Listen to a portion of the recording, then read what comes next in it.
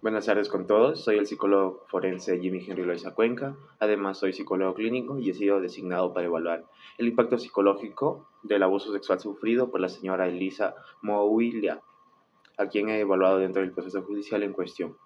A continuación presentaré un resumen de mi informe pericial, el cual tiene como objetivo evaluar el impacto psicológico del abuso sexual en la víctima, identificando la presencia de indicadores de afectación emocional, cognitiva y conductual, así como la posible existencia de trastornos asociados, tales como el estrés postraumático, ansiedad o depresión.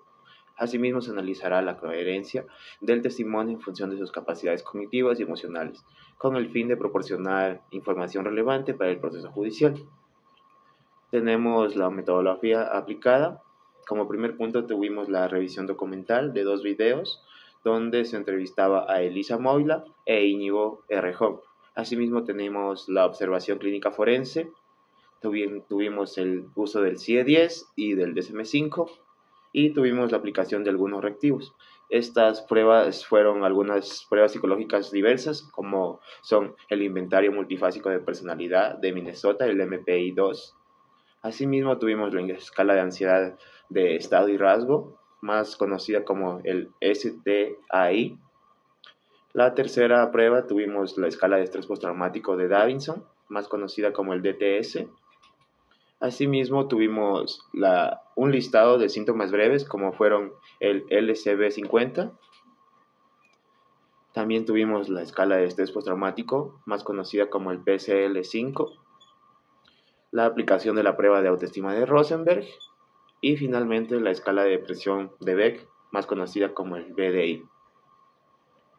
De igual manera se obtuvo información colateral mediante la revisión documental de Íñigo Errejón, en donde el presunto agresor en la interrogación se muestra con posibles alteraciones de alteración y memoria, con una conciencia con alteraciones, dado que en el relato de la víctima se mencionan otras fechas y otros comportamientos. Además, los comportamientos o conductas en cuestión, él las niega.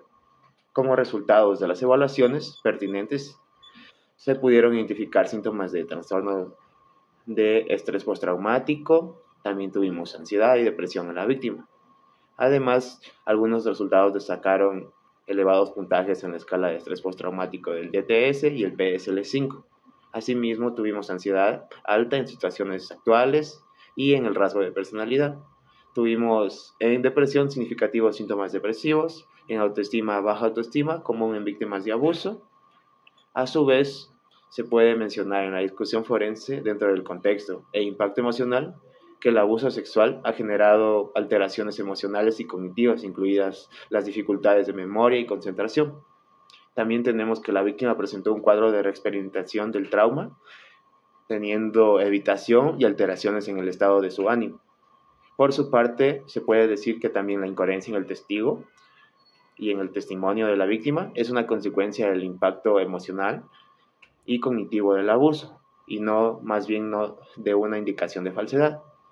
También podemos decir dentro de la discusión forense que en términos forenses la incoherencia en el testimonio de la víctima puede ser atribuida a secuelas cognitivas y emocionales derivadas del trauma, donde las alteraciones observadas no son indicativas de falsedad, sino manifestaciones del daño psicológico que el abuso ha causado en ella. Por su parte, se puede mencionar que según la literatura, los síntomas de reexperimentación, evitación y alteración del estado de ánimo son propios del trastorno de estrés postraumático y están estrechamente relacionadas con la violencia sexual. Asimismo, la creación de espacios seguros donde las víctimas puedan recibir apoyo psicológico y legal es una estrategia fundamental para mitigar los efectos de la violencia y promover ambientes libres de abuso y discriminación. Eso en cuanto a lo que puedo mencionar en la discusión forense. Como conclusiones, tenemos que Elisa Moula presentó signos consistentes con el diagnóstico de estrés postraumático, más conocido como TEP, también ansiedad y depresión. Esto se puede decir que son derivados de su experiencia de abuso sexual, donde las pruebas psicológicas aplicadas confirman la presencia de síntomas relacionados con el abuso, como la reexperimentación, la evitación y una notable disminución en su autoestima. También podemos concluir que el abuso sufrido por la víctima ha tenido un impacto significativo en su bienestar emocional y psicológico, donde se han identificado claros signos de incoherencia del testimonio, donde éstas pueden explicarse por los efectos emocionales y cognitivos del abuso, además de las alteraciones observadas, no deben considerarse indicativas de falsedad, sino más bien una consecuencia del trauma. Por su parte, como recomendaciones tenemos que se recomienda iniciar un tratamiento psicológico especializado para el tratamiento del estrés postraumático, la ansiedad y la depresión.